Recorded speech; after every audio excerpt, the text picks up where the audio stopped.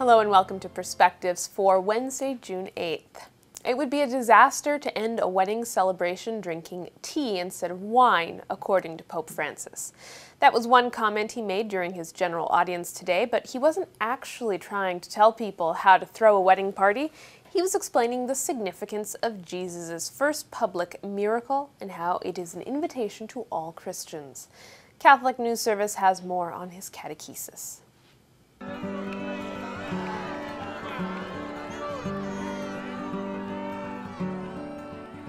Dando avvio al suo ministero pubblico nelle nozze di Cana, Gesù si manifesta come lo sposo del popolo di Dio, annunciato dai profeti, e ci rivela la profondità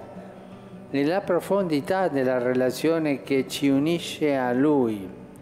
È una nuova alleanza di amore. L'acqua è necessaria per vivere, ma il vino esprime l'abbondanza del banchetto e la gioia della festa. Pope Francis and his Council of Cardinal Advisors spent the week studying ways to simplify and harmonize structure and function of Vatican offices. According to Vatican spokesperson Father Federico Lombardi, they also studied the possibility of decentralizing some duties, that is, putting them in the hands of bishops' conferences around the world. Now, over the weekend, the Pope signed a document creating a new dicastery for laity, family, and life, which merges several existing Vatican offices into one. The Pope and the Council of Cardinals are looking at other offices that could be streamlined in a similar way, and the Council will meet again in mid-September.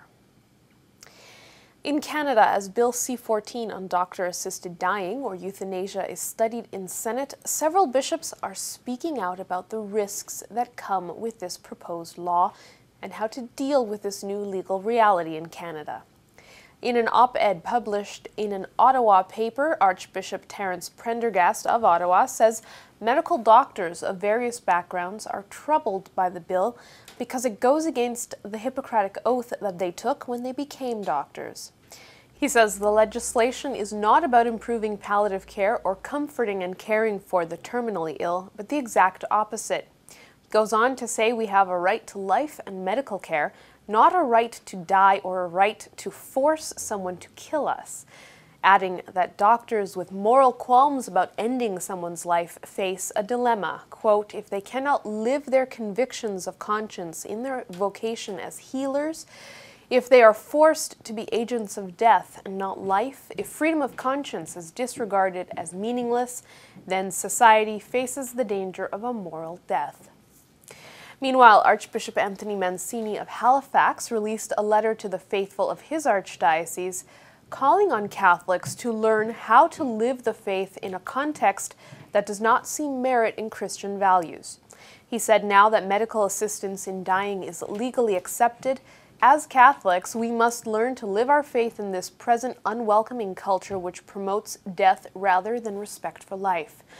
According to the Archbishop, that means that the Church needs to develop a merciful and caring pastoral practice for our fellow human beings, but with particular attention to our sick, our elderly, our vulnerable, and poor. He added, I exhort you to be well informed about what is at stake in the legalization of medically assisted suicide, to be very careful and attentive in your choice of healthcare providers, to insist on respect for your Christian values, and to dialogue seriously with members of your community and family about your wishes in end-of-life circumstances.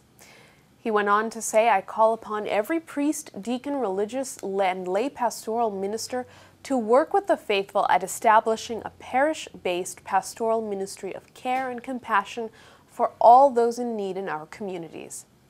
Bill C-14 passed voting in the House of Commons and is now before the Senate, which will have a chance to propose amendments to the bill. And that's all for Perspectives today. Thank you for watching. See you tomorrow.